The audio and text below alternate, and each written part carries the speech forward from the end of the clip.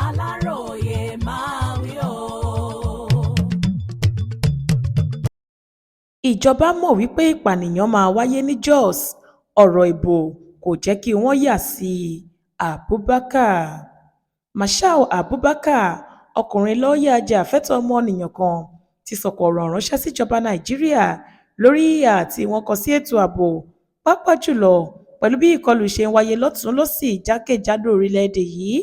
Ó ní kò sí àní-àní níbẹ̀ wípé ìjọba ti kùnà nínú ojúṣe wọn gẹ́gẹ́ bí adarí.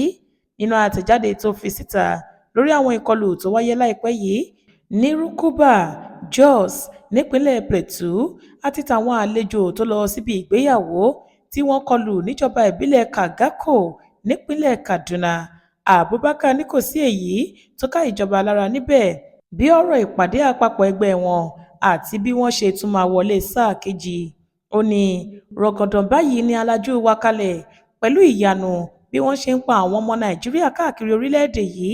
Èyí tó ṣẹ̀ṣẹ̀ wáyé ní ti ìṣekúpani tó wáyé ní Rukuba nílùú Jos àti ti Kagako nípínlẹ̀ Kaduna, níbi tí wọ́n ti pa àwọn tó lọ bá wọn ṣòde ìyàwó àtàwọn míì tó ń ṣẹlẹ̀ jákèjádò orílẹ̀-èdè yìí.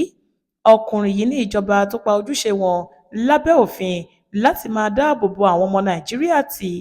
Ó ní ó bani lọ́kàn jẹ́ pé ìjọba kò kọbi ara sí ohun tó jẹ́ ojúṣe wọn gan-an, ohun tó jẹ wọ́n lógún jù tí wọ́n sì múra kọ̀ọ̀kan sí báyìí ní bí wọ́n ṣe máa padà sípò fún sáà kejì, bó tilẹ̀ jẹ́ wípé àṣetì náà ni wọ́n ń ṣe lórí èyí tí wọ́n wà lẹ́nu rẹ̀ náà. Ǹjẹ́ Tinubu àtàwọn èèyàn ìjọba rẹ̀ lè gbéṣẹ́ fún òṣìṣẹ́ kan tí kò ṣiṣẹ́ rẹ̀ bí iṣẹ́ bí? Ṣé wọ́n lè jẹ́ kí ó tẹ̀síwájú láì yọ tọ̀hún dànù? Ọkùnrin yìí wá gba àwọn èèyàn agbègbè tọ́rọ̀ kàn jù bíi Plateau, Kaduna, Kwara àtàwọn apá ibòmíì nímọ̀ràn pé òfin fààyè gbà kí èèyàn gbé ara rẹ̀ níjà.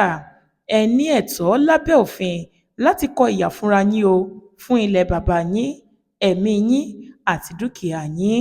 Nígbà tó ń mú ẹ̀rí wá látinú ìwé òfin orílẹ̀-èdè yìí, ó ní abala 23 ẹsẹ̀ 2 lábẹ́ ìpín A, B àti C nínú ìwé òfin orílẹ̀-èdè yìí ti ọdún 1999 sọ wípé tí ẹ bá pààyàn lásìkò tí ẹ ń gbèjà ara yín kí onítọ̀hún má bàa pa yín tàbí ṣe ìpalára fún dúkìá yín àbí láti lè mú ènìyàn fúnjọba tàbí lójúnà àti lè bomi paná ìjà ìgboro, ìyẹn kì í ṣe ẹ̀sùn ìpànìyàn nítorí ẹ̀tọ́ rẹ ni láti dáàbò bo ara rẹ. Tí ẹni tó fẹ́ kọlù ọ́ bá sì gbabẹ̀ kú, ó kò jẹ̀bi ẹ̀sùn ìpànìyàn kankan. Lórí ìṣẹ̀lẹ̀ ti Rukuba nílùú Jos, Abubakar ní ìkìlọ̀ lóríṣiríṣi ti wà tẹ́lẹ̀ ṣùgbọ́n tí wọ́n kọ etí ikún sí i. Wọ́n ti kéde ìṣẹ̀lẹ̀ ti Rukuba yẹn kó tó wáyé. Wọ́n fún àwọn ẹ̀ṣọ́ aláàbò ní àwọn àbọ̀ ìwádìí àti ti àwọn èèyàn tó ta wọ́n lólobó nípa ìṣẹ̀lẹ̀ ìkọlù yìí. Àmọ́ ohun tí wọ́n gbájúmọ́ gan ni bí wọ́n ṣe máa kórajọ l'Àbújá fún ìpàdé àpapọ̀ ẹgbẹ́ APC. Ó fi kún ọ̀rọ̀ rẹ̀ pé ààbò àti ìgbáyégbádùn ará ìlú gan-an ni ojúṣe àkọ́kọ́ fún ìjọba nítorí àwọn ará ìlú gan-an ni wọ́n ní agbára ìjọba. Abubakar ní ìjọba tó bá ti wá kùnà nírú apá ibi tó ṣe pàtàkì báyìí kò yẹ lẹ́ni tó tún yẹ kó wá bí òun ṣe máa padà sípò lẹ́ẹ̀kejì. Ó wá ra àwọn ọmọ Nàìjíríà láti jí gìrì kí wọ́n dìde ìjà láti dáàbò bo ẹ̀mí àti dúkìá ara wọn kí wọ́n sì gba orílẹ̀-èdè wọn padà lọ́wọ́ àwọn tó ń pa wọ́n lẹ́kún. Ká rántí pé lálẹ́ ọjọ́ Àìkú Sunday ọjọ́ 29 oṣù kẹta ọdún yìí níṣẹ̀lẹ̀ ibi náà wáyé ládùúgbò Fásitì Jos níjọba àbílẹ̀ Àríwá Jos nípínlẹ̀ Plateau níbi táwọn èèyàn tó ń lọ bí 30 ti jáde láyé.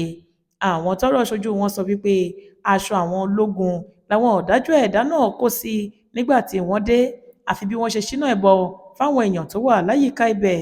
Kò ju bí wákàtí mélòó kan lọ lẹ́yìn ìṣẹ̀lẹ̀ tí Jos yìí nígbà táwọn jàǹdùkú tí wọ́n dí àmọ́ra ogun gba ibi oníyàwó kan lọ nípínlẹ̀ Kaduna tí wọ́n sì yìnbọn pa àwọn àlejò tó wà níbi ìyàwó náà. Àwọn tó mọ̀ sí ọ̀rọ̀ yìí ní ó fẹ́rẹ̀ẹ́ tó wákàtí kan gbáko tí wọ́n fi ṣiṣẹ́ burúkú yìí tí kò sì sẹ́ni tó gbéná wojú wọn tàbí àwọn agbófinró tí yóò ṣì wọ́n lọ́wọ́ iṣẹ́. Ìṣẹ̀lẹ̀ méjèèjì tó wáyé tẹ̀lé ara wọn yìí ti kún àwọn ìṣẹ̀lẹ̀ ìkọlù burúkú tó ti ń wáyé káàkiri ilẹ̀ Nàìjíríà láti ọjọ́ yìí wá, pàápàá nínú ọdún 2026 tá a ṣẹ̀ṣẹ̀ bẹ̀rẹ̀ yìí tó sì ń fi kún ìbẹ̀rù àti ìpayà àwọn ará ìlú sí i. Monísọ́lá Sàká ló ṣe àkójọpọ̀ ìròyìn yìí fún ìkànnì Aláròyé Online TV.